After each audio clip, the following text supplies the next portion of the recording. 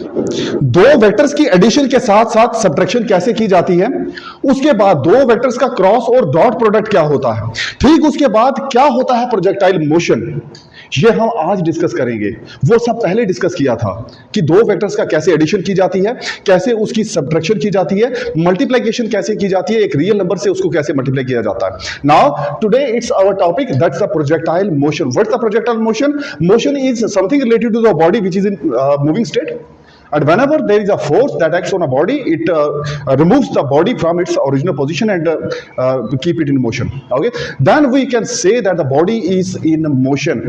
But one thing is very much important for it, that the force must be applied on it so that it change its position. And whenever the body changes its position, we can say that that body is in motion. Okay, now there is the project. What is the project? What is special about the project? You know, everything that we put in our hand and throw it in the upward direction, what will happen next?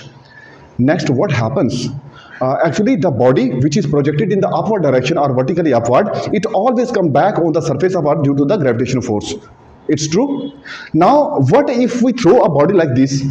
If we throw a body like this at the not particularly at the angle of 90 degree, but at some acute angle, if we throw a body at the acute angle, we can see that after some time, when our force reduces to zero, then it moves with its own force. That's the force of gravitation. Whenever the body moves under the mercy of gravity only, then we can say that particular body is in motion, and that particular motion is called as projectile motion. What you have studied right now? Right now, I have told you that a body, when it is thrown at some acute angle, it goes forward, and after some time, it attains the motion, which is not due to our force. It is the force which is due to the gravity, that's called as the gravitational force. And whenever the body moves under the mercy of gravity only, then we can say that particular body is in projectile motion. Okay? Whenever the body, which body is that? What is that body? That body is called as the projectile. Are you understanding? The body moves under the mercy of gravity only.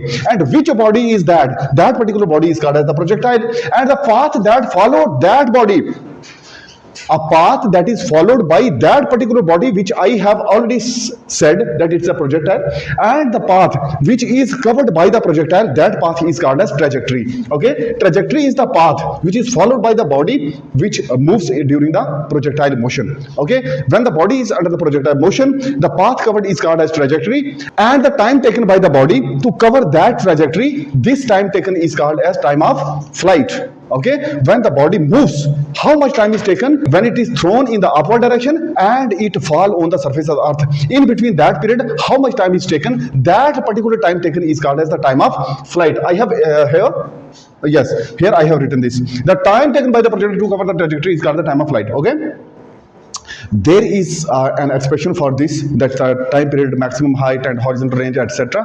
And I will definitely solve these equations, these type of equations. Horizontal, what is the horizontal range? Horizontal range means something which is in the period. Okay, a body from where it starts and a body where it falls, in between that, what's the path? That path is the horizontal range, because in x-axis you can see here that in x-axis this is a path. From here the body is projected, and at this point the body falls. Okay, in between that, what is that? It's the horizontal range actually, from this point to this point. Okay, and the maximum, how much a body goes in the upward direction after before falling down. Okay, how much distance is that? That particular distance, height wise distance, is the horizontal it's the maximum height. Maximum means zyada se zyada. Maximum height, it's the maximum height. That means the body goes upward, and what is that particular point from where it comes back, and at the last point it is the maximum height. Okay, as the name also suggests that maximum height means maximum height. Okay, time of flight, I have already told you. Velocity, what's the velocity? With what velocity you are throwing the projectile? A projectile is projected with what velocity? Okay, that velocity is called as velocity of the projectile. After throwing it from an initial point, and it's falling on the surface of the earth again. Okay, what was the velocity of the projectile during this motion? That velocity is called as velocity of projection. Okay, this is the velocity of projection. I have already explained. Okay, maximum height, I have already told you that what is the maximum? Maximum height is the maximum height up to which a projectile can be projected upward. Okay, when it comes back, it is the mercy of gravity and it is the projectile motion. But what is the maximum height attained by that particular body, and it is called the maximum height.